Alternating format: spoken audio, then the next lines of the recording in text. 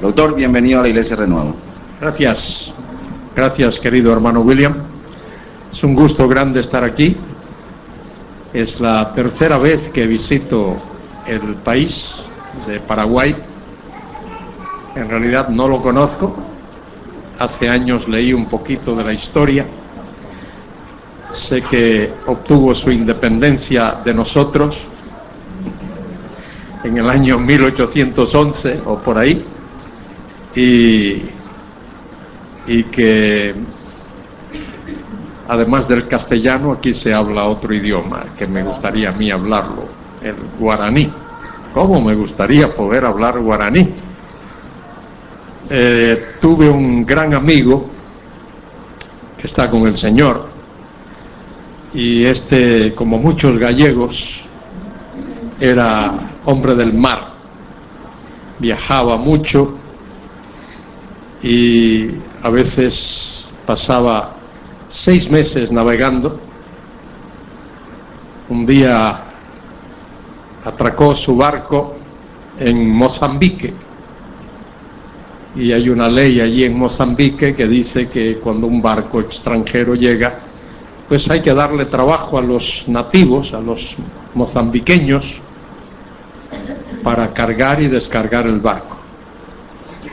Y un mozambiqueño se le acercó y le dijo: señor, usted seguramente viaja mucho. Dice: sí, viajo bastante. Entonces usted debe saber muchos idiomas. Sí, algunos.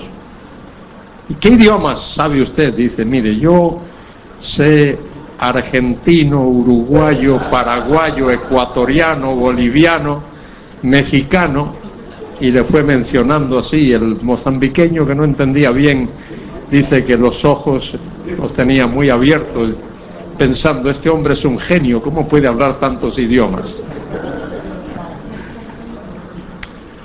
Llegamos aquí un poquito retrasados, porque viajamos desde Vigo, la linda ciudad gallega, hasta Madrid, y de Madrid hasta Miami, para ver a unos familiares que tenemos allí, y que mi esposa se viese con el médico también, médicos que de paso también son familiares. Y teníamos todas las cosas en regla, debido a que en mi trabajo pues sí tengo que viajar muchísimo, pues me gusta siempre adelantarme. Si me dicen pues debes de llegar el 8, yo planeo llegar el día 7. Y así tenía las cosas bien planeadas. Llegamos al aeropuerto en Miami, ya tenía todo prácticamente facturado y tenía las tarjetas de embarque, cuando el empleado de la línea aérea mira y dice: oiga, pero su esposa tiene pasaporte norteamericano. Sí, es ciudadana de Estados Unidos. Sí, pues mire, no puede viajar porque los paraguayos exigen una visa para los ciudadanos estadounidenses. Bueno, tuvimos que dar marcha atrás, deshacer todo, recoger el equipaje, irnos a la casa de el familiar y dormir un poco inquietamente, y al día siguiente, que era el día cuando ya debíamos de estar en camino para acá, ir al consulado paraguayo a sacar una visa, cosa que obtuvimos en 15 minutos después de haber pagado la correspondiente cuota. Y viajamos entonces. El viaje se complicó porque originalmente debimos de haber volado de Miami a Santiago de Chile, y de Santiago de Chile directamente a Asunción, pero resulta que ya ese día no había vuelo directo de Santiago de Chile a Asunción. Y tuvimos que esperar varias horas en Santiago, volar hasta São Paulo, Brasil, y de Brasil entonces casi no, a las 10 de la noche tomar el vuelo de São Paulo a Asunción, y llegamos a la 1 de la madrugada a la linda capital de este país. Y allí estaba el hermano William y algunos otros esperándonos. Ellos tenían más cara de sueño que nosotros, porque yo duermo en el avión, pero ellos no podían dormir allí en el aeropuerto. De todas las maneras, llegamos ya el domingo, que fue ayer, y el hermano William dijo: va a ser sencillo, suave.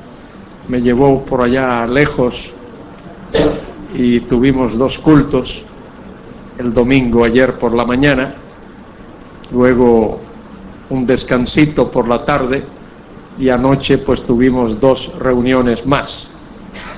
Así es que en menos de 48 horas pues ya han sido 4 reuniones.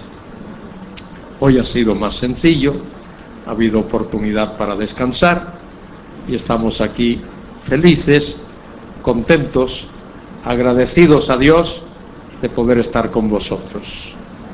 Y también agradezco a los hermanos que nos han invitado para estas conferencias bíblicas. Es un gusto grande poder estar aquí, poder compartir con vosotros. A veces pensamos que Paraguay, allá en España, que Paraguay está lejos, y es verdad que está lejos, pero creédmelo, no es fácil viajar al Paraguay. No hay muchos vuelos directos que vuelen, por ejemplo, de Madrid a Asunción. Siempre hay que hacer alguna escala en algún sitio, y eso pues agota bastante. Ese es uno de los inconvenientes de poder viajar acá. Pero ya que uno está aquí, se siente bien, contento, feliz y agradecido. Como se ha anunciado, en esta tarde voy a hablar acerca de el rapto de la iglesia. Esa palabra se usa en la Biblia, rapto o arrebatamiento. Es un verbo que se usa en el Nuevo Testamento. El verbo griego arpazo es arrebatar. Se usa en San Juan capítulo 10, donde Juan dice que el lobo viene para arrebatar las ovejas, y esa es la palabra que utiliza. El lobo viene para arrebatar. Y es interesante que la oveja no se ofrece para ser arrebatada por el lobo. Vaya, que yo sepa, la oveja no le dice al lobo: alma mía, aquí estoy, arrebátame. La oveja pone alguna resistencia, pero es arrebatada de todas las maneras. Es solo un dato curioso. Ese mismo vocablo lo utiliza Pablo en su segunda carta a los Corintios, capítulo 12, donde dice que él conocía a un hombre, si en el cuerpo, dice Pablo, no lo sé, si fuera del cuerpo tampoco, que fue arrebatado hasta el tercer cielo, donde recibió revelaciones que no le era permitido relatar. Pablo fue arrebatado hasta el tercer cielo, y seguramente allí el Señor instruyó a Pablo, le enseñó muchas cosas que Pablo después comparte. Por ejemplo, le enseñó la naturaleza del Evangelio. Pablo dice que la naturaleza que es el Evangelio es un misterio. Le enseñó también acerca de la naturaleza de la iglesia. En Efesios 3, Pablo dice que la iglesia es un misterio, y también le enseñó acerca del rapto. Dice Pablo allí en su primera carta a los Corintios, 1 Corintios 15, 51, he aquí os digo un misterio. Y Pablo dice que el evangelio que él predicaba no lo había aprendido de hombres, ni los apóstoles enseñaron a Pablo la naturaleza del evangelio. Pablo dice que él lo recibió, lo aprendió directamente de Jesucristo.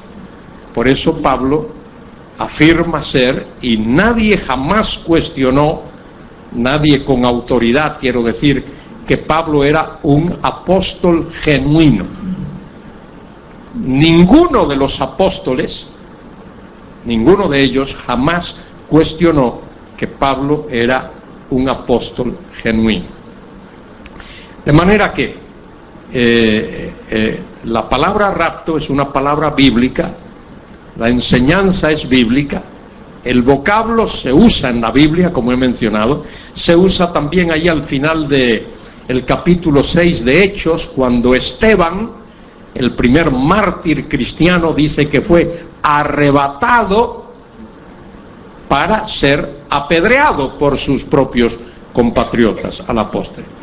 Y también se utiliza cuando se habla del ministerio de Felipe. ¿Os acordáis de Felipe, el diácono, el evangelista Felipe, que estaba en Samaria con un tremendo avivamiento allí en Samaria, y el Espíritu lo llevó a un camino solitario porque había un africano que debía de oír el evangelio? El Dios soberano llevó a Felipe allí para que evangelizase aquel eunuco etíope, y luego de haberlo evangelizado y haberlo bautizado, dice que Felipe fue arrebatado y se halló en una ciudad llamada Azoto, que estaba en la costa mediterránea.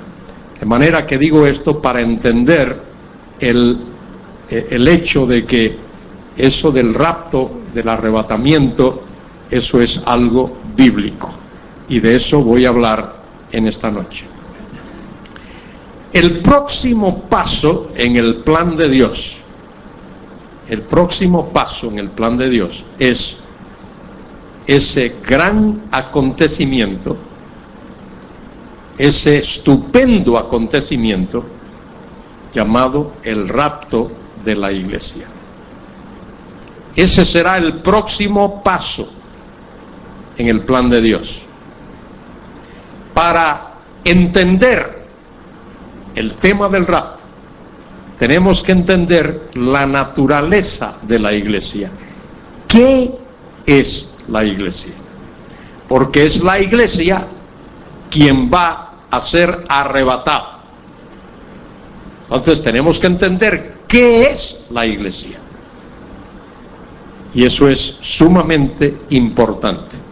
Entender la naturaleza, el origen de la iglesia y por qué está en el mundo. La iglesia no es un accidente. La iglesia no ocurre por casualidad. La iglesia no se origina porque Israel fracasó. Alguien diría, bueno, como Israel fracasó, Dios entonces, ese era plan A, pues Dios aplicó plan B. Pero Dios no tiene plan B. Dios no tiene plan B. Dios solo tiene plan A. Su plan original. Y ese plan es el que Él está llevando a cabo. He dicho que la iglesia no es un accidente, la iglesia no ocurre al azar, ni ocurre porque Israel fracasa. Cuando Pablo escribe su carta a los Efesios, dice: bendito sea el Dios y Padre de nuestro Señor Jesucristo, el cual nos bendijo con toda bendición espiritual en los lugares celestiales en Cristo. Y añade, según nos escogió en Él, ¿cuándo? Antes de la fundación del mundo. De manera que la Iglesia forma parte del plan original de Dios, de ese plan que Dios diseñó antes de la fundación del mundo. Ese es su plan, constituir un pueblo, como dice la Escritura, suyo, allí en Tito 2:14, un pueblo suyo, celoso de buenas obras. ¿Cuándo comenzó la Iglesia? Yo he leído libros escritos por teólogos fenomenales, grandes teólogos, y algunos dicen que la Iglesia comenzó en el huerto del Edén. Comenzó con Adán y Eva, con Abel, allá en épocas inmemoriales. Otros dicen que la Iglesia comenzó con Noé, aquel gran hombre que Dios llenó de su gracia. Algunos dicen eso. Otros dicen que la Iglesia comenzó cuando Dios llamó a Abraham de Ur de los Caldeos. Génesis capítulo 12. Dios le dijo a Abraham, sal de tu tierra, de tu parentela, de la casa de tu padre, y ven a la tierra que yo te mostraré. Y te bendeciré, y haré de ti una nación grande, y serás de bendición a todas las familias de la tierra. Yo bendeciré, dice Dios, a los que te bendigan, y maldeciré a los que te maldigan. Algunos dicen, ahí comenzó la Iglesia. Otros dicen que la Iglesia comenzó cuando Dios sacó a su pueblo de Egipto por mano de Moisés. En Hechos 7:38 se usa allí la palabra iglesia. Se habla de la congregación en el desierto. Y algunos creen que la Iglesia comenzó allí. Otros dicen que la Iglesia comenzó cuando Juan el Bautizador apareció allí en las márgenes del río Jordán bautizando, y que fue con Juan el Bautizador que la Iglesia comenzó. Y si eres bautista, seguramente dirías que fue la Iglesia Bautista la primera que hubo, porque Juan el Bautista, en realidad es Juan el Bautizador. Bueno, hay todas esas teorías, pero la Biblia no enseña eso. El Nuevo Testamento no enseña eso. Jesucristo, justo antes de su muerte, tomó a sus discípulos, varios días antes de su muerte, y salió de la Galilea y los llevó a un sitio llamado Cesarea de Filipo, uno de los lugares más lindos y acogedores que uno pudiera visitar. Allí hay una paz y una tranquilidad tremenda, y uno se quedaría horas y horas y horas. Y estando allí en Cesarea de Filipos, que hoy no tiene ese nombre, hoy se llama Banias, el nombre de la comunidad allí se llama Banias. Se llama Banias, en realidad el nombre correcto es Panias, pero los árabes no pueden pronunciar la P. Los árabes no saben pronunciar la P. El árabe no te dice pan, te dice pan. El árabe no dice Pedro, dice Bedro. Y de la misma manera, el árabe no dice Panias, sino dice Banias. Y por eso el pueblo hoy se le llama Banias. Muy bien, allí estando el Señor con sus discípulos, les hizo una tremenda pregunta. ¿Quién dicen los hombres que es el Hijo del Hombre? Y ellos dijeron, pues mira, algunos dicen que eres Jeremías, otros dicen que eres Elías, otros dicen algún profeta. Y Jesús entonces preguntó: ¿y vosotros quién decís que soy? Y como siempre, el osado Pedro, no Pedro, sino Pedro, contestó al Señor y le dijo: tú eres, ¿quién? El Cristo. ¿Qué más? El Hijo del Dios viviente. Ahora, un paréntesis aquí. Es importante hacer este paréntesis. El Cristo es el Mesías. El Mesías es el ungido. Y el Cristo, el Mesías, el ungido, tenía necesariamente que ser Dios. No podía ser menos. Tenía que ser Dios. Y cuando dice allí: tú eres el Cristo, el Hijo del Dios viviente, esa expresión, el Hijo del Dios viviente, significa: tú eres Dios. Eso lo constata, bueno, a riesgo de tomar más tiempo del que uno quisiera, pero es importante que veáis esto. En el Evangelio según San Mateo, capítulo 26,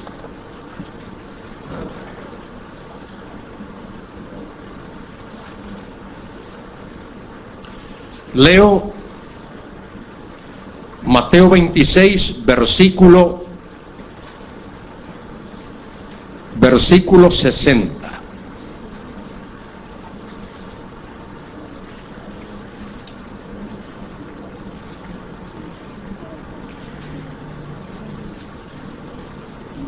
Jesús está delante del concilio, del Sanedrín. Dice: y no hallaron, y no lo hallaron, aunque muchos falsos, testigos falsos, se presentaban, pero al fin vinieron 2 testigos falsos, que dijeron: este dijo: puedo derribar el templo de Dios y en 3 días reedificarlo. ¿Dijo Jesús eso? No, eso era una mentira. Jesús no dijo eso. Muy bien. Y levantándose el sumo sacerdote, ahora viene lo importante, lo más importante. Y levantándose el sumo sacerdote, le dijo: ¿no respondes nada? ¿Qué testifican estos contra ti? Mas Jesús callaba. Entonces el sumo sacerdote le dijo: te conjuro por el Dios viviente. ¿Sabes lo que quiere decir eso? Te conjuro por el Dios viviente. Eso es como cuando vas a un juicio y el juez te dice: levante la mano derecha y diga, ¿promete usted, jura usted decir verdad? Eso es lo que aquí es la cuestión. Te conjuro, te pongo bajo juramento.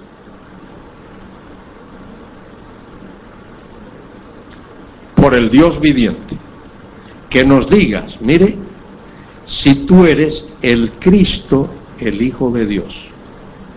El sumo sacerdote entendía que el Cristo tenía que ser Dios,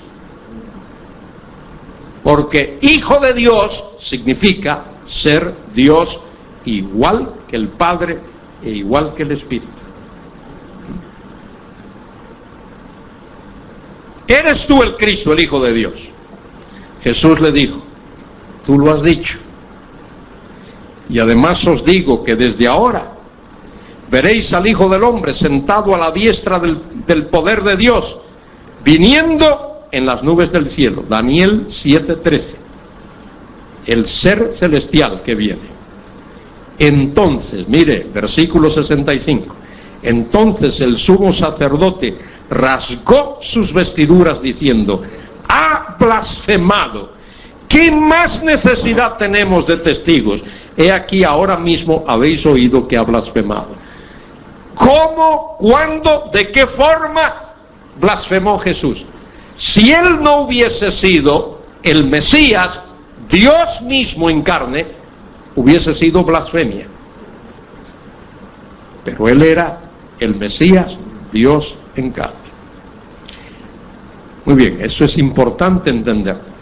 Allí en Cesarea de Filipos, cuando Pedro dijo, tú eres el Cristo, el Hijo del Dios viviente, estaba diciendo esto mismo que dice el sumo sacerdote. Y fíjese lo que Jesús le contestó a Pedro. ¿Qué le dijo? Bienaventurado eres, Simón, hijo de Jonás, porque eso que acabas de decir, eso, no te lo reveló, no te lo dijo, no lo aprendiste de ser humano alguno, no te lo reveló ni carne ni sangre, sino mi Padre que está en los cielos.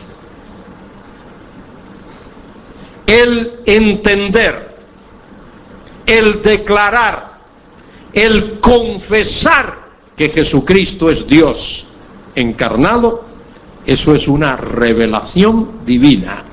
Y eso fue lo que Dios le reveló a Pedro. Y seguidamente Jesús le dijo, yo te digo que tú eres Pedro, y sobre esta, tú eres Petros, una roca que uno puede coger con su mano, y sobre esta Petra, sobre esta gran roca, ¿qué más? Edificaré, futuro,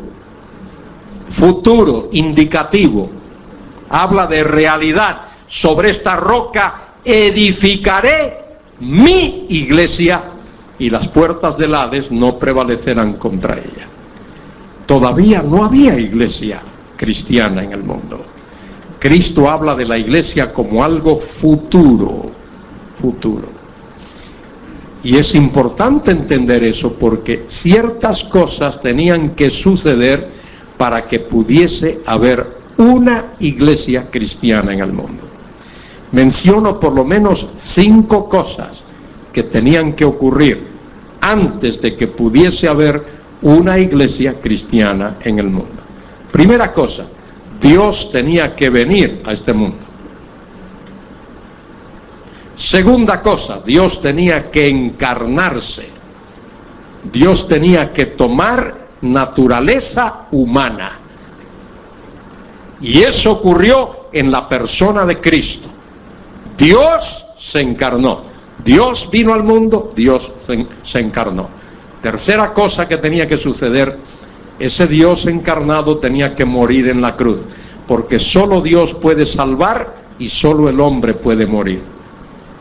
Dios tenía que morir y Dios murió en la cruz, en la persona de Cristo. Cuarta cosa que tenía que ocurrir, ese Dios que se encarnó, que murió, tenía que resucitar de entre los muertos. Y al tercer día Él resucitó de los muertos. Y no solo eso, sino que poco tiempo después, Él ascendió a los cielos. Dios tenía que venir, Dios tenía que encarnarse, Dios tenía que morir, resucitar, ascender al cielo, y entonces vendría el Espíritu Santo a este mundo.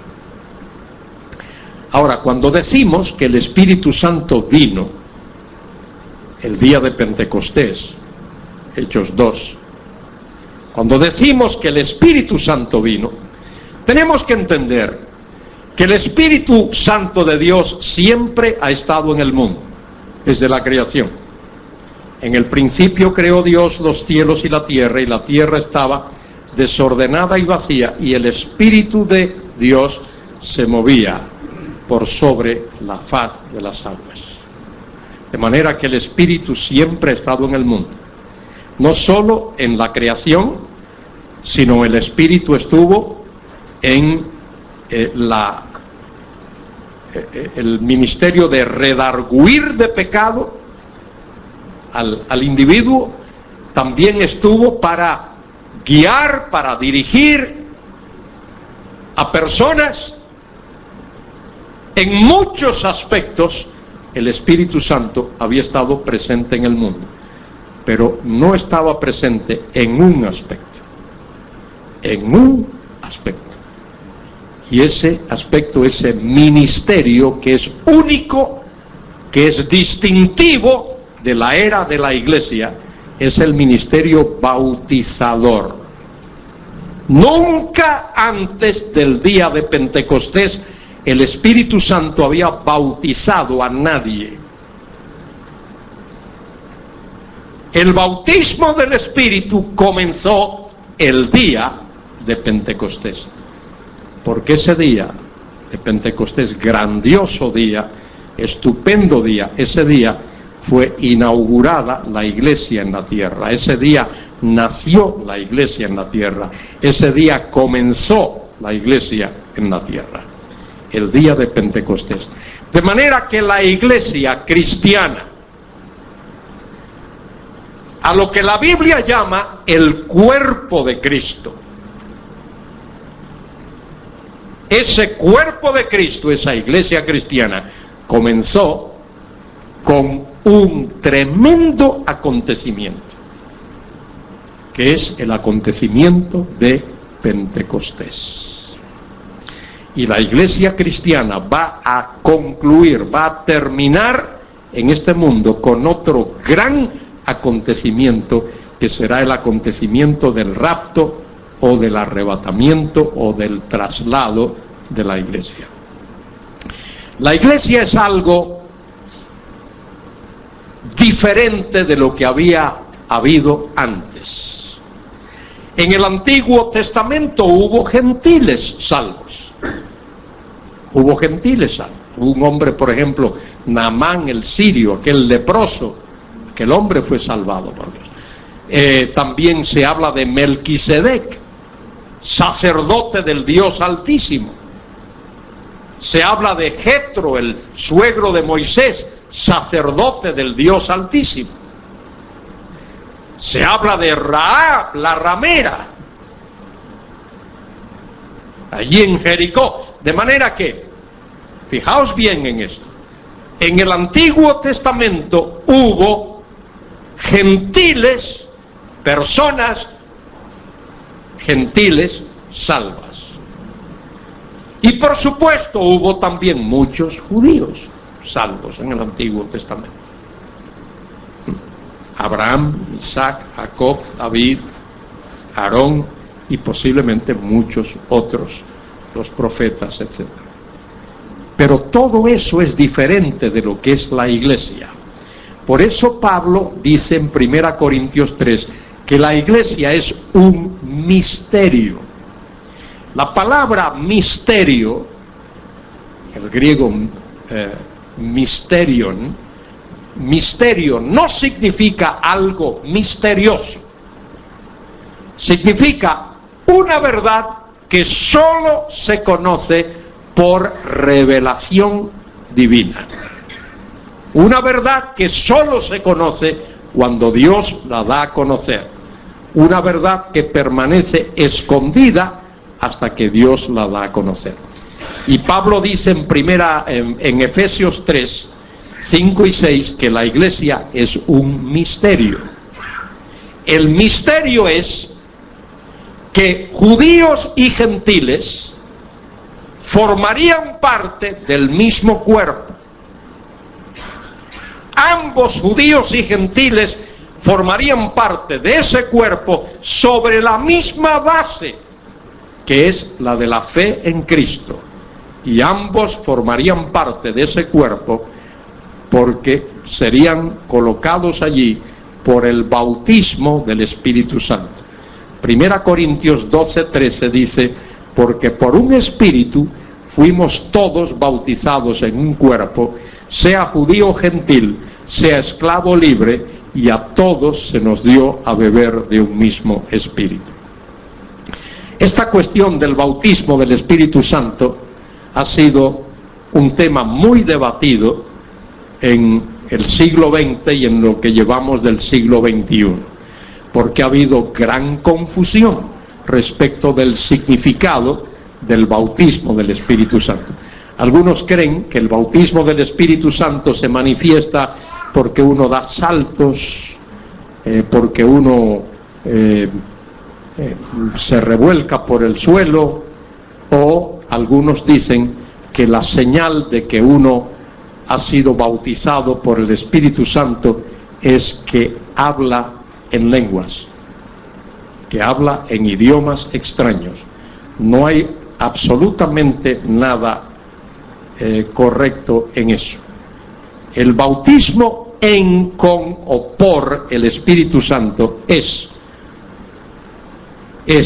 un acto de Dios para situar, posicionar, colocar en el cuerpo de Cristo a la persona que ha creído. Para eso es el bautismo del Espíritu Santo, para poner, colocar, posicionar en el cuerpo de Cristo aquel hombre o mujer que ha puesto su fe en el Señor. No hay una relación directa entre el bautismo del Espíritu Santo y el hablar en lenguas, como a veces se predica. Parte del tema y parte de la confusión es no entender bien las diferencias entre el bautismo y la llenura o la plenitud del Espíritu Santo. Y por no entender eso ha creado confusión. El bautismo del Espíritu Santo es algo que uno no siente nada cuando ocurre. Es una realidad que uno no experimenta nada extraño cuando ocurre el bautismo del Espíritu Santo. Sin embargo, la plenitud o la llenura es algo que uno sí lo siente. Esa es una diferencia. El bautismo del Espíritu Santo es para todos los cristianos, para todos los creyentes. Todos los creyentes han sido bautizados por el Espíritu Santo en el cuerpo de Cristo. Lo dice allí, 1 Corintios 12:13, porque por un Espíritu fuimos, ¿cuántos? Todos bautizados en un cuerpo. Pero la plenitud del Espíritu Santo, aunque está al alcance de todos los creyentes, no es una realidad para todos. No todos los cristianos están llenos del Espíritu Santo. El bautismo del Espíritu Santo es solo para esta era, la era de la iglesia. La plenitud del Espíritu Santo ocurrió en el Antiguo Testamento. David fue lleno del Espíritu Santo. Los profetas fueron llenos del Espíritu Santo. Muchos hombres de Dios fueron llenos del Espíritu Santo. Pero el bautismo es solo para esta era, para esta edad. El bautismo del Espíritu Santo se basa exclusivamente en la fe en Cristo, en el momento de uno creer. Mientras que el control o la plenitud del Espíritu Santo, la llenura del Espíritu Santo, tiene que ver con el hecho de que uno camine, ande, viva cerca del Señor. Cerca del Señor. De manera que hay diferencias claras entre el bautismo del Espíritu y la plenitud del Espíritu. Bueno, la iglesia comenzó el día de Pentecostés, grandísimo, tremendo acontecimiento. Y la iglesia terminará con el rapto o el arrebatamiento, que será un acontecimiento glorioso, grandioso, estupendo. ¿Cuándo ocurrirá ese acontecimiento? Pablo dice en Romanos capítulo 11 y versículo 25, Pablo claramente nos dice allí, Romanos 11:25, advierte a los israelitas y a otros, dice: porque no quiero, hermanos, que ignoréis este misterio. Mire cuál es el misterio: para que no seáis arrogantes en cuanto a vosotros mismos, que ha acontecido a Israel endurecimiento en parte, hasta que haya entrado la plenitud de los gentiles. La iglesia será completada cuando haya entrado la plenitud de los gentiles. Cuando los gentiles todos entren a formar parte del cuerpo de Cristo, cuando se complete la iglesia, entonces el Señor arrebatará, llevará la iglesia a la casa del Padre, la llevará a su presencia.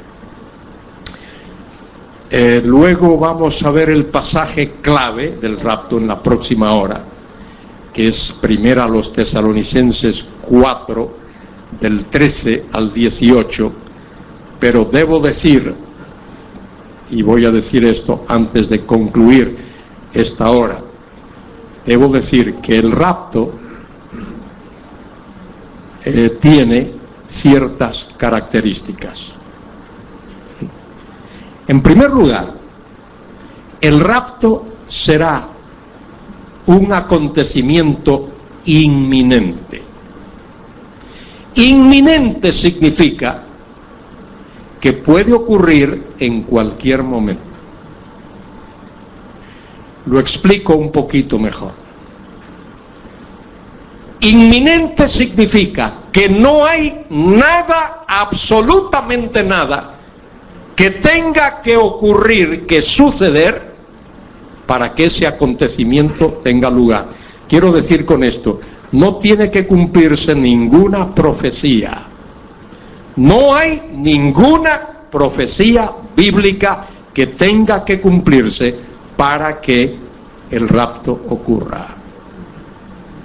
Lo único que tiene que ocurrir es que se completen los gentiles, que Dios ha decidido incluir en su iglesia. Nada más. De manera que el rapto es inminente. Pudo haber ocurrido en el siglo I, en tiempos de Pablo. Pudo haber ocurrido hace 500 años. Pudo haber ocurrido hace 80 años. Pudo haber ocurrido hace 50 años. Solo que si hubiese ocurrido hace 50 años, la mayoría de nosotros no hubiésemos sido incluidos. Porque la mayoría aquí no tiene apariencia de ser tan viejo. ¿Cuál es la primera cosa que tenemos que entender? Que el rapto será un acontecimiento inminente que puede ocurrir en cualquier momento, que no hay nada que tenga que cumplirse. Nada que tenga que cumplirse. La segunda cosa es que el rapto va a incluir a toda la iglesia de Cristo, es decir, a todo aquel que ha nacido de nuevo y por lo tanto ha sido colocado en el cuerpo de Cristo por el Espíritu Santo. No habrá un rapto parcial. Hace años me leí un librito muy bueno, por cierto, escrito por un chino, Watchman Nee, La vida cristiana normal. Me lo leí en inglés, The Normal Christian Life. Watchman Nee pensaba que solo los buenos cristianos serían arrebatados. Uy, yo me hubiese quedado fuera. Seguro. No, el rapto será total. Y esto es importante entenderlo porque inmediatamente después del rapto tendrá lugar algo que se llama el tribunal de Cristo. El tribunal de Cristo será no para juzgar al creyente. Ningún creyente va a ser juzgado. Lo dice la Biblia, Romanos 8:1. Ahora pues ninguna condenación. La palabra condenación es la palabra juicio, crisis. Crino, el verbo crino significa ninguna condenación, ningún juicio hay para los que están en Cristo Jesús.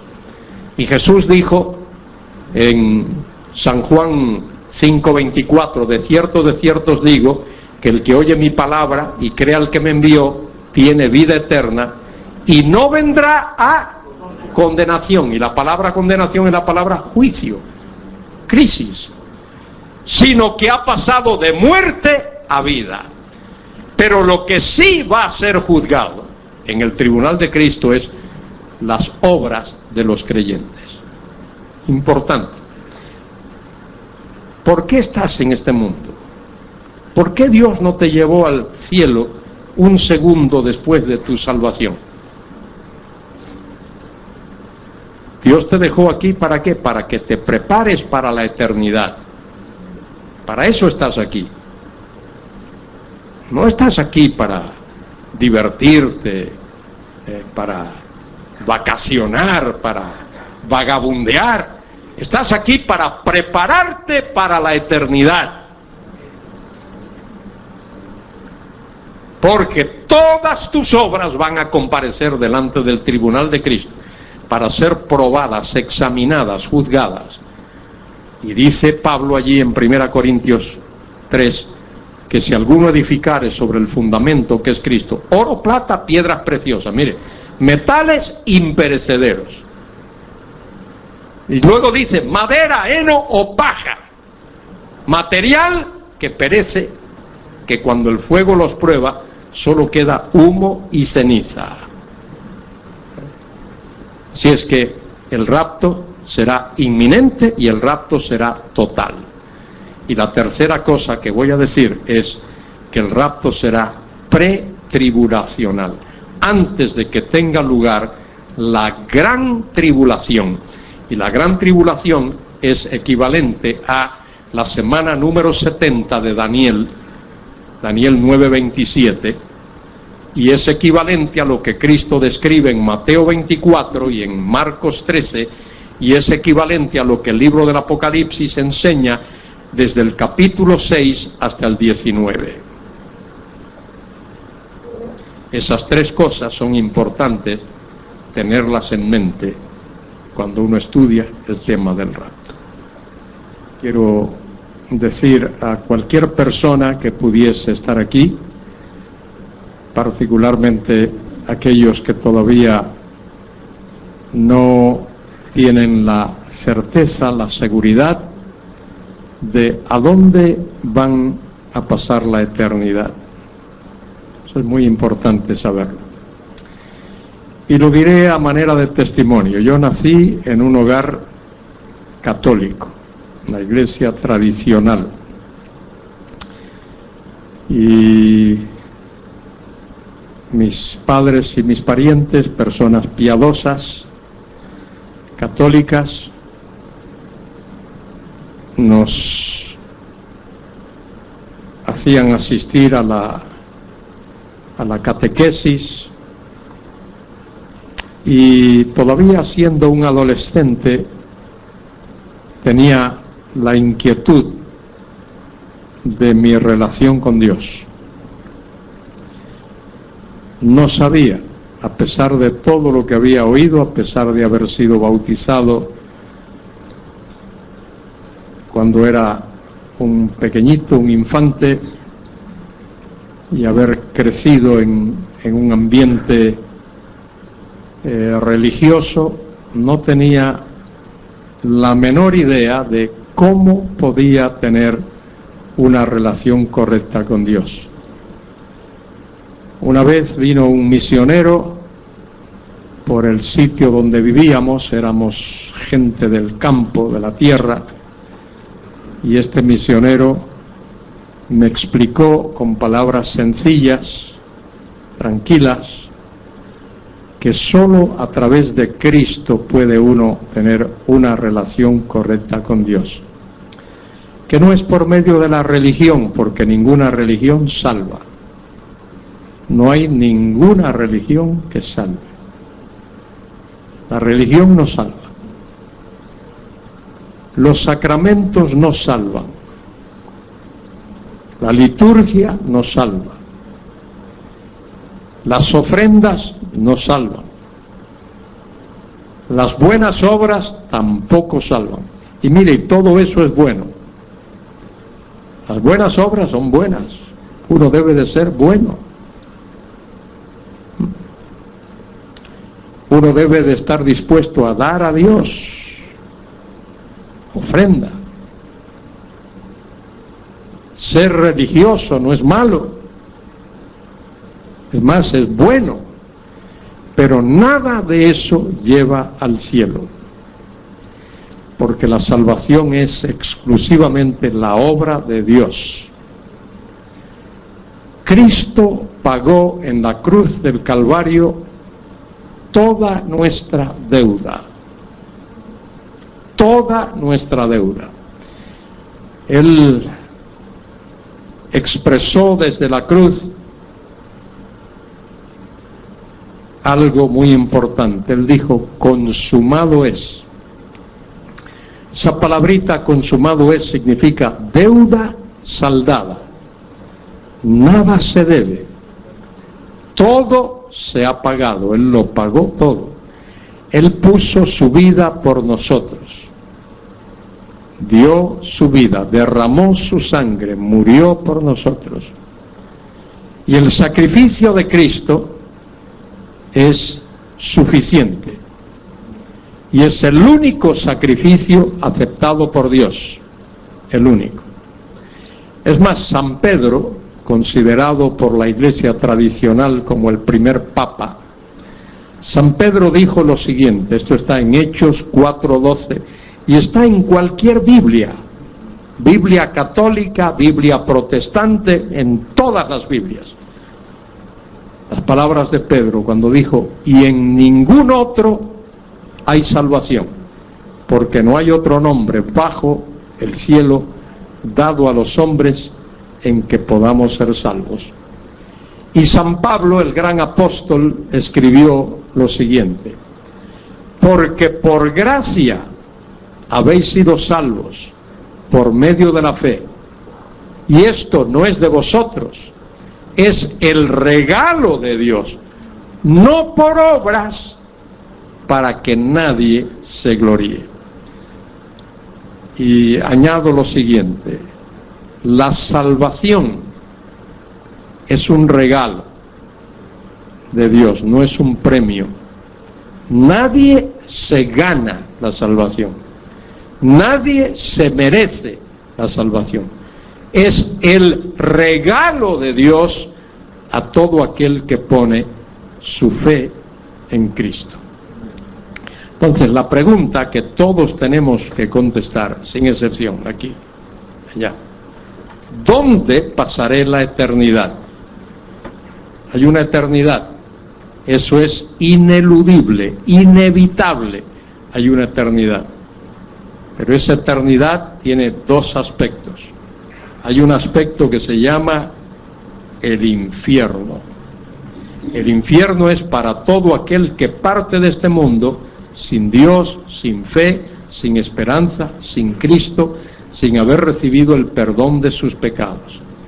Pero hay otro aspecto de la eternidad que se llama el cielo. Y el cielo es para aquellos que han puesto su fe y su confianza en Cristo. Y mire, uno no sabe el día cuando va a partir de este mundo a la eternidad. Hace como 3 o 4 años hubo un accidente aéreo en Madrid, un vuelo del Spanair que iba precisamente para Canarias, y allí iba un exalumno mío, muchacho misionero, Rubén Santana. Iba a ver su familia, iba muy feliz, muy contento para ver a su familia en Gran Canaria, donde vivía. Bueno, hubo el accidente, cuando menos él lo esperaba. Allí murieron más de 100 personas. Uno nunca sabe. Tú no sabes el día que vas a respirar el oxígeno vital por última vez en este mundo. No sabes. No sabes. Personas han ido a la cama, se han acostado muy tranquilos, pero no han abierto los ojos la mañana siguiente. Tú no sabes cuándo es el día que vas a vivir por última vez aquí en este mundo. De manera que mi exhortación a cualquier persona que pudiese estar aquí, que todavía no ha recibido la salvación de Dios, que todavía no ha recibido el perdón de Dios, es que haga un alto y hable con Dios. No es necesario estar en una catedral, ni en una iglesia, ni en una capilla, ni en ningún lugar especial. Donde quiera que estés, puedes hablar con ese Dios y decirle: Dios, creo en ti, perdóname, quiero ser salvo, necesito ser salvo, perdóname, dame el regalo de la salvación. dame el regalo de la vida eterna. Confío en Cristo como mi único Salvador. Si lo haces, Dios te perdona, Dios te recibe y Dios te da el regalo de la vida eterna. Y otra cosa más, no has venido aquí esta noche por casualidad. Has venido aquí para oír lo que acabo de decir. Y ahora es tu responsabilidad delante de Dios. Es tu responsabilidad decirle a Dios: creo en Cristo, perdóname, sálvame, dame el regalo de la vida eterna. Muy bien, abramos nuestras Biblias en Primera a los Tesalonicenses, capítulo 4, versículos del 13 hasta el final. Este es el pasaje más importante que hay en la Biblia respecto del tema del rapto. Como he dicho ya, el rapto tiene que ver con el día cuando Dios va a recoger a su iglesia, la iglesia de Cristo. Todo aquel que ha puesto su fe y su confianza en Cristo, venga del África, del Asia, de Suramérica, de Norteamérica, de las islas, de los mares, de cualquier continente, aquel que ha puesto su fe en Cristo ha sido bautizado por el Espíritu en el cuerpo de Cristo y es parte de la iglesia. Y un día Dios ha de llevar a su iglesia a su presencia. ¿Por qué va a hacer eso Dios? Porque después de que la iglesia sea llevada a la presencia de Dios, a la ciudad celestial, la Nueva Jerusalén, la casa del Padre, Dios va a intervenir directamente en los asuntos de este mundo. No al día siguiente, no a la semana siguiente, quizá ni siquiera al año siguiente o al otro año, pero después del rapto de la iglesia, Dios va a intervenir judicialmente en los asuntos de este mundo. Y el juicio de Dios va a ser universal, va a afectar a toda la raza humana, todos aquellos que queden en la tierra después de que la iglesia sea sacada de este mundo. El apóstol Pablo, autor de este pasaje, había predicado el evangelio en una ciudad llamada Filipos, en Macedonia. Allí había sido perseguido, había sido encarcelado, golpeado, pero luego fue puesto en libertad y salió de allí y fue a una ciudad que hoy todavía existe, llamada Tesalónica. Hoy se le llama Salónica, pero es la misma ciudad. Y allí estuvo cerca de un mes predicando. Y muchas personas, un buen grupo de personas, se convirtió al Evangelio y se estableció una iglesia cristiana allí en Tesalónica. Pablo invirtió poco tiempo, pero suficiente, para instruir a esos cristianos, enseñarles muchas cosas. Y entre las cosas que les enseñó es lo que va a ocurrir al final de los tiempos, cuando Dios ha de intervenir otra vez en los asuntos de este mundo. Y de allí Pablo fue a una ciudad llamada Berea, y de Berea fue a Atenas, la gran ciudad de Atenas. Y estando en Atenas, Pablo recibió noticias de que los cristianos en Tesalónica estaban siendo perseguidos, muy duramente siendo perseguidos. Y muchos, a causa de esa persecución, perdían sus vidas.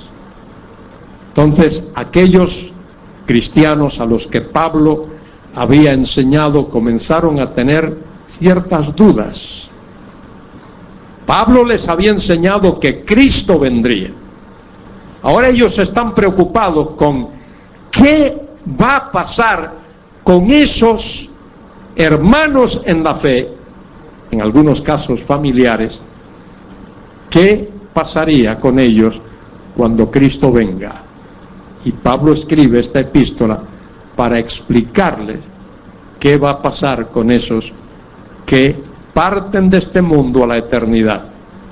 Pablo utiliza cierto vocabulario aquí muy importante. Por ejemplo, Pablo habla de los que duermen, y los que duermen no es que están durmiendo en el sepulcro, ¿eh? Ahí nadie va a dormir al sepulcro.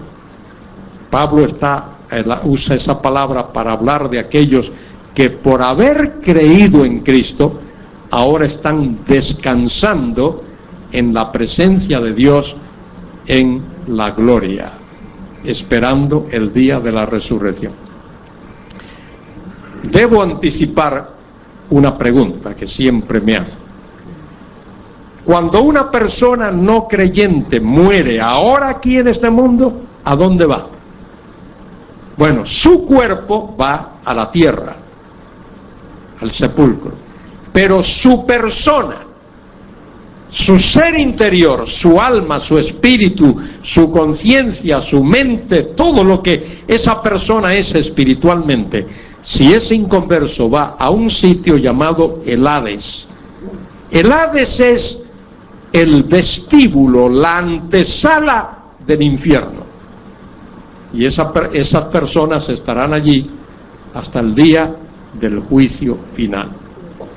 Ahora, ¿qué pasa con un creyente, una persona que ha puesto su fe en Jesucristo y muere, como el amigo mío exalumno Rubén Santana y otros?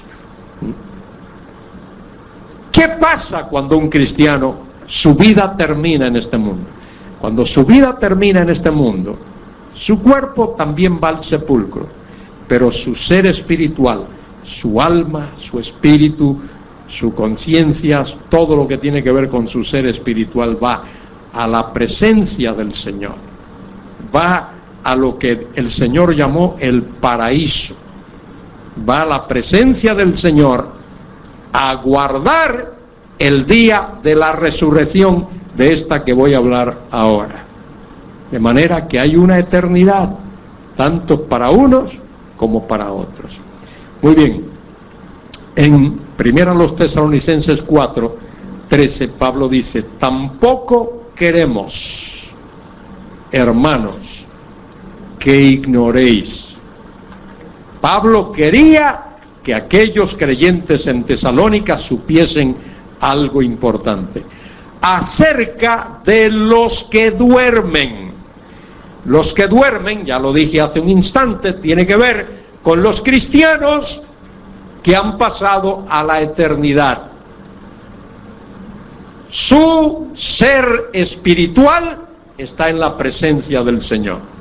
Y dice Pablo: no quiero que ignoréis acerca de los que duermen. Mire, ¿para qué? Para que no os entristezcáis como los otros que no tienen esperanza. Mire ese cómo ahí. Ese cómo tiene que ver con comparación. Mire, cuando un familiar de un cristiano muere, hay dolor, hay tristeza. No armamos una fiesta los cristianos cuando uno de los nuestros, un familiar o un hermano en la fe, muere. Hay tristeza, hay lágrimas, porque uno echa en falta a esa persona querida que ha partido. Lo que ocurre es que la tristeza del cristiano es diferente. El cristiano sabe que ese ser amado que también puso su fe en Cristo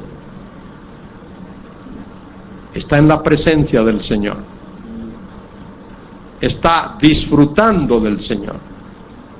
Pero mire, he tenido que presidir, en Canarias precisamente, varios funerales de personas inconversas. ¡Qué difícil es!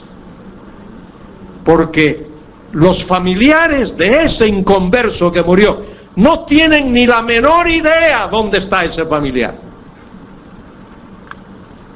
Y se lamentan y lloran y hacen todas las cosas que personas que no tienen esperanza hacen.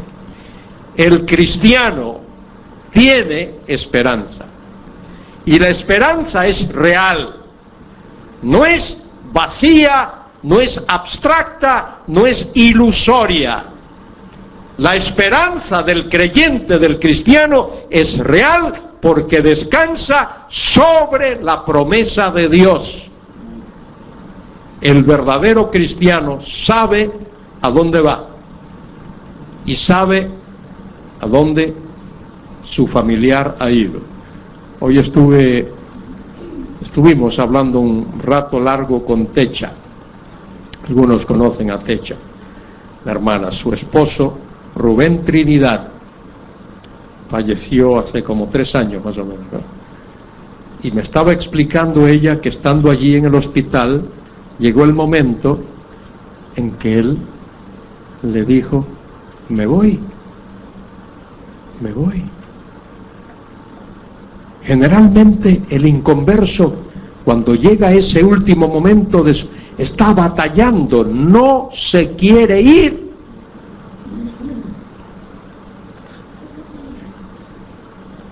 Este hermano sabía dónde iba, a la presencia del Señor. Pablo dice: para que no os entristezcáis, como los otros que no tienen esperanza. Los que no tienen esperanza son esos inconversos. Y ahora observe, este versículo 14 es clave. Es clave. Dice: porque si creemos. Ahora, ese sí que aparece ahí no es un sí de duda. En el idioma griego hay condicionales de primera, de segunda y de tercera clase. Esta es una condicional de primera clase. La condicional de primera clase asume que lo que se dice es verdad y debe traducirse con un ya que o un puesto que. Porque ya que creemos, el cristiano cree, mire lo que cree, porque ya que creemos que Jesús murió y resucitó, la muerte de Cristo y la resurrección de Cristo son los acontecimientos históricos del pasado mejor constatados y respaldados y confirmados y verificados. 2 acontecimientos reales. Cristo murió, hecho histórico. Cristo resucitó, hecho histórico. Y Pablo dice que de la misma manera que creemos que Jesús murió y resucitó, de esa manera, así mismo, así también traerá Dios con Jesús a los que durmieron en Él, es decir, aquellos que pasaron a la eternidad habiendo creído en Él. Es una tremenda verdad. Es una tremenda verdad. Y todos aquellos aquí presentes que han puesto su fe en Jesucristo pueden tener esa certeza. De la misma manera que crees que Cristo murió y de la misma manera que crees que Cristo resucitó, de esa manera, con esa seguridad, con esa certeza enorme, debes creer también que un día el Señor va a traer a aquellos que han dormido en Él, que han descansado en Él, que han muerto habiendo creído en Él. Y ahora Pablo va a explicar esto. Dice: por lo cual, sobre la base de lo dicho antes, os decimos esto en palabra del Señor. Mire, Pablo aquí no está inventando. Pablo no está hablando de mitología. Esto que Pablo va a decir aquí, va a escribir, el Señor Jesucristo se lo dijo. Probablemente cuando Pablo tuvo esa experiencia de ser arrebatado hasta el tercer cielo, donde recibió revelaciones e informaciones tremendas que él luego escribe en sus epístolas. Por lo cual os decimos esto en palabra del Señor, o por palabra del Señor, que nosotros que vivimos, Pablo se está incluyendo ahí, que habremos quedado hasta la venida del Señor. Pablo esperaba estar vivo cuando Cristo viniese por la iglesia. Dice, no precederemos a los que durmieron, no nos adelantaremos a esos que murieron y pasaron a la eternidad. Mire por qué. Versículo 16, porque el Señor mismo significa Él mismo personalmente y ningún otro. El Señor mismo y ningún otro. Con voz de mando, con voz de arcángel, con trompeta de Dios, con voz de autoridad, voz de mando, con voz de arcángel, fuerte y poderoso, con trompeta de Dios, el sonido de la trompeta que Dios usa para anunciar un acontecimiento sumamente importante. Descenderá del cielo, el Señor Jesucristo va a descender del cielo. Todavía no viene a la tierra, porque ese día no ha llegado todavía. Pero mire lo que dice, y los muertos en Cristo resucitarán primero. Los muertos en Cristo significa esas personas que después de haber puesto su fe en Cristo, por alguna razón han pasado a la eternidad. Quizá una enfermedad, quizá un accidente, cualquier cosa. Los muertos en Cristo resucitarán primero. Habrá una primera clase de resurrección. Todo lo que sea resurrección para vida es primera clase de resurrección. ¿Alguna vez has viajado en primera clase? A mí me ha tocado así alguna vez cuando he ido por providencia divina. Bueno, hay primera clase de resurrección. Mire, la resurrección de Cristo fue primera clase de resurrección. La resurrección de la iglesia, esta de la que se habla aquí, será primera clase de resurrección. La resurrección de los santos del Antiguo Testamento, Abraham, Isaac, Jacob, David, todos los santos de Dios del Antiguo Testamento han de resucitar, será primera clase de resurrección. Y luego habrá ciertas personas que van a conocer el Evangelio durante ese periodo de juicio, los santos de la gran tribulación. Muchos de ellos mueren, pero van a ser resucitados. Eso será primera clase de resurrección. Luego habrá, Cristo vendrá a la tierra, y habrá un tiempo de reino de Cristo en este mundo. A eso se le llama el reino del Mesías, reino mesiánico, el milenio, reino terrenal de Cristo. Al final de ese periodo habrá el juicio del gran trono blanco, que será solo para inconversos, solo para aquellos que han muerto sin haber creído en Cristo, desde Caín y a lo largo de la historia. Personas que viven ahora mismo, a lo mejor algunos de ellos están aquí esta noche, que no han creído en Cristo, y si mueren van a tener que esperar hasta ese juicio del gran trono blanco, y allí van a estar solo inconversos.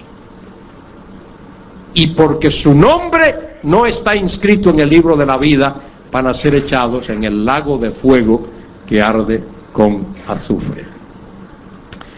Los muertos en Cristo resucitarán primero. Y ahora dice Pablo, versículo 17, luego nosotros, los que vivimos, Pablo esperaba estar vivo, los que hayamos quedado, mire lo que dice, seremos arrebatados juntamente con ellos en las nubes para recibir, para dar la bienvenida al Señor en el aire, y así estaremos siempre con el Señor. De manera que lo primero que va a ocurrir es que esos que han muerto, habiendo creído en Cristo, van a ser resucitados con cuerpos nuevos, con cuerpos nuevos, cuerpos que no se enfermarán nunca más, no sufrirán dolor ni pena nunca más, no sufrirán tristeza, cuerpos que no estarán hechos como del polvo, del barro de la tierra, serán cuerpos hechos de una sustancia espiritual, cuerpos hechos de una sustancia espiritual, porque nuestro cuerpo será semejante al cuerpo de Cristo. Filipenses 3, 20 y 21. Dice, nuestra ciudadanía está en los cielos, desde donde esperamos al Señor, al Salvador, a Jesucristo, el cual transformará este cuerpo de nuestra humillación y lo hará semejante al cuerpo de su gloria. Tendremos un cuerpo semejante al cuerpo de la gloria de Cristo. Eso es lo primero que va a ocurrir. Y luego los que estén o estemos vivos, cuando este acontecimiento ocurra, seremos transformados. Nuestro cuerpo va a ser transformado en la semejanza de los cuerpos de esos que resucitaron y fueron alzados para esperar al Señor en el aire. Nosotros también seremos alzados y como un solo grupo, como una sola familia, como una unidad, nos encontraremos con el Señor en el aire. Y dice Pablo, y así estaremos siempre con el Señor. Y termina este párrafo diciendo, por tanto, alentaos. Es un tiempo presente ahí. Estad siempre dándoos ánimo. Acción continua. Alentaos los unos a los otros con estas palabras. ¿Cuáles palabras? Así estaremos siempre con el Señor. Otro pasaje sumamente importante respecto del rapto se encuentra en 1 Corintios capítulo 15, y en unos 2 minutos o 3 de tiempo vamos a mirar a ese pasaje. 1 Corintios capítulo 15, versículo 51.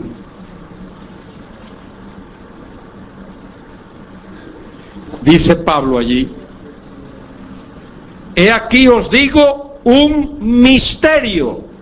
Ya dije antes, en la hora anterior, misterio es algo que solo se conoce porque Dios lo da a conocer. No es algo misterioso. He aquí os digo un misterio. No todos dormiremos, pero todos seremos transformados. Eso no había sido enseñado en el Antiguo Testamento. Es una verdad que es enseñada en el Nuevo Testamento. El Señor se la enseñó a los apóstoles y los apóstoles a nosotros. El hecho de que habría personas que han muerto que serían resucitadas con cuerpos incorruptibles, pero también personas vivas cuyos cuerpos serían transformados para ser alzados al encuentro y ser llevados al encuentro con el Señor. Ese es el misterio. Y dice Pablo que eso va a ocurrir, dice, en un momento, en un abrir y cerrar de ojos. La palabra momento ahí, una palabrita interesante, es la palabra griega átomos. Átomos antiguamente era algo que no tenía división. En un instante, no hay manera de separarlo, pero dice Pablo ahí, en un momento, En un abrir y cerrar de ojos. Pero un abrir y cerrar de ojos ahí no es pestañear. Menos que eso. Es la milésima parte de lo que lleva a uno pestañear. A la final trompeta, porque se tocará la trompeta y los muertos serán resucitados incorruptibles y nosotros seremos transformados. Porque es necesario que esto corruptible se vista de incorrupción y esto mortal se vista de inmortalidad, y cuando esto corruptible se vista de incorrupción y esto mortal se haya vestido de inmortalidad, entonces se cumplirá la palabra que está escrita: sorbida es la muerte con victoria. ¿Dónde está, oh muerte, tu aguijón? ¿Dónde, oh sepulcro, tu victoria? Ya que el aguijón de la muerte es el pecado y el poder del pecado la ley, mas gracias sean dadas a Dios que nos da la victoria por medio de nuestro Señor Jesucristo. Cristo derrotó el pecado, derrotó la muerte y derrotó a Satanás, y por eso nosotros podemos tener victoria. Y un día seremos alzados y llevados a su santa y bendita presencia. Muy bien, tenemos 10 minutos. Si hay alguna pregunta, ahora es el momento. No voy a esperar más que 5 segundos, Si no hay preguntas, voy y me siento. No ahora, voy a pensar, a ver, no. ¿Alguna pregunta? ¿Alguien tiene? Venga.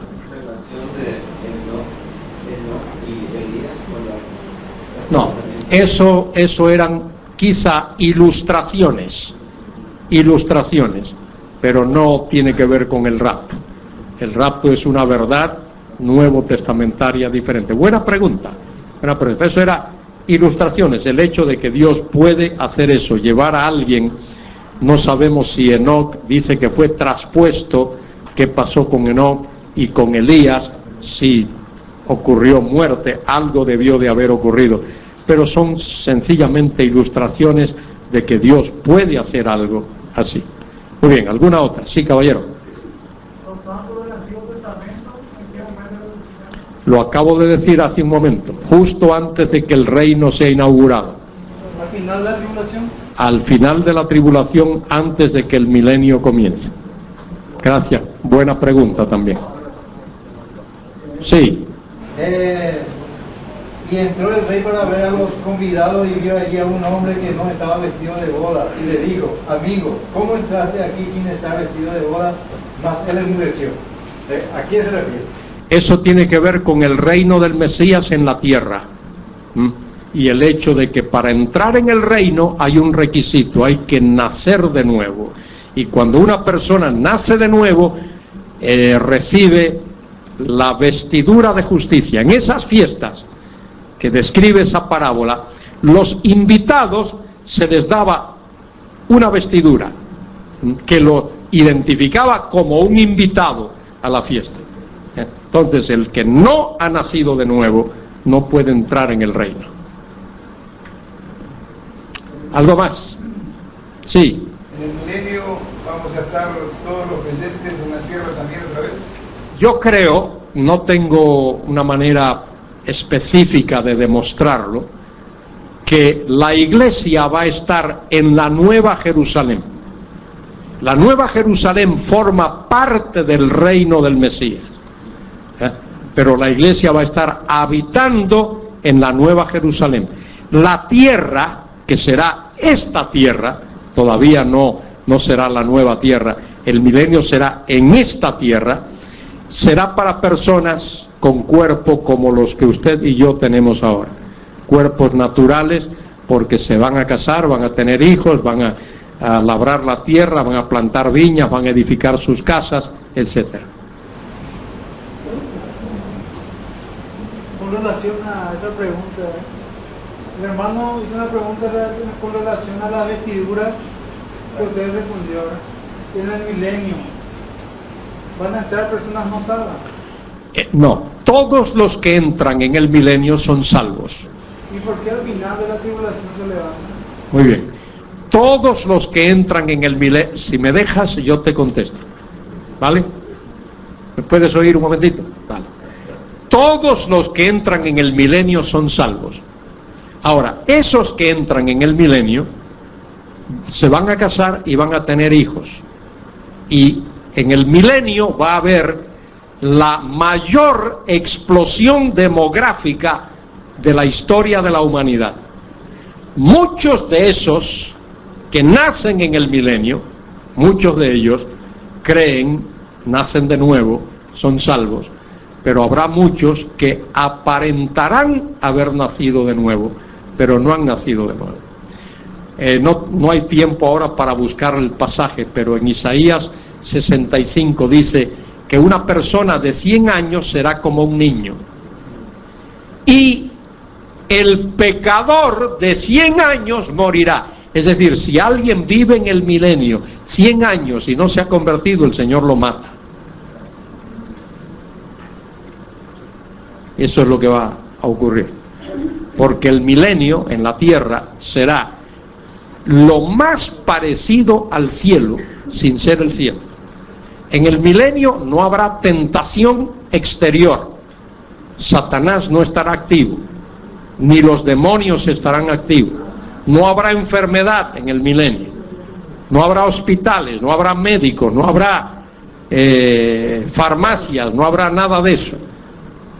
Una persona concebiblemente puede vivir los 1000 años del milenio si no se rebela contra Dios. Todo aquello que Satanás engaña, entonces va a tener menos de 100 años. ¿Perdón? Todo aquello que Satanás llega a engañar al final del milenio, entonces tiene menos de 100 años. Es posible que sí. Es posible que tengan menos de 100 años, jovencitos. Una oportunidad del doctor Pente había dicho: tengo una agenda de preguntas para hacerle a Pablo el día que esté con él. A partir de eso, que se reconoce. Bueno, yo fui alumno de Pentecost y es un gran amigo mío. Y hemos viajado juntos semanas y semanas, ha vivido en nuestra casa. Seguramente él diría eso como algo retórico. Allí no vamos a tener necesidad de preguntarle a Pablo ni a Moisés, porque toda la tierra será llena del conocimiento y de la gloria de Jehová. Con todo mi respeto para el doctor Pentecost, que era literalmente una enciclopedia bíblica ambulante.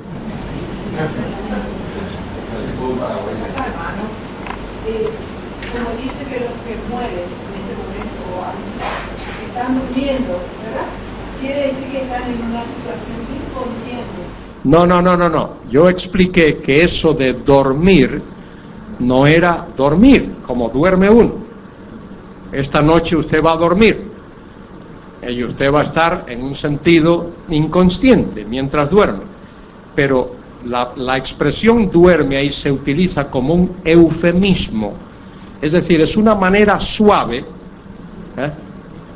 una manera no chocante de decir que esas personas han muerto. Lo que significa es que descansan en Cristo.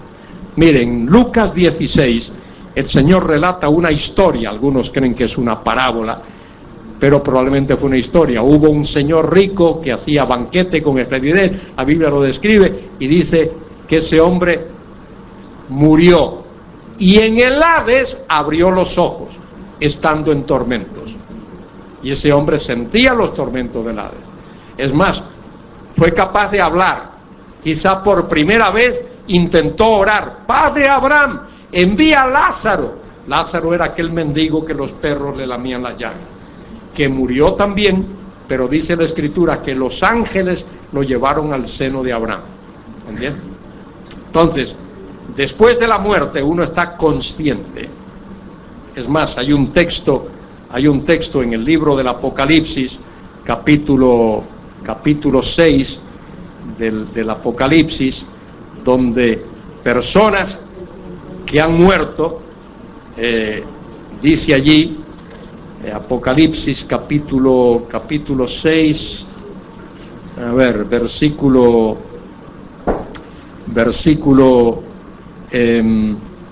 versículo 9, cuando abrió el quinto sello, vi bajo el altar las almas, es decir, las vidas de los que habían sido muertos por causa de la palabra de Dios y por el testimonio que tenían, y clamaban a gran voz. Están conscientes, diciendo: ¿hasta cuándo, Señor santo y verdadero, no juzgas y vengas nuestra sangre en los que moran en la tierra? Es decir, nadie pasa la eternidad a la inconsciencia. Tanto los inconversos como los creyentes pasan a la eternidad y están conscientes. Señorita. Cuando Jesús habló sobre que estarán dos en una cama, uno será tomado y el otro esclavo, y ahí estaba hablando sobre el rapto. No, ahí no está hablando sobre el rapto. El rapto ya ha ocurrido. Ahí está hablando de que cuando Él venga a la tierra de manera visible, corporal, literal, para reinar, va a encontrar en la tierra personas salvas y no salvas. Los que no son salvos, los perdidos, son tomados para juicio, y los salvos son dejados para que entren a reinar con Él en el milenio.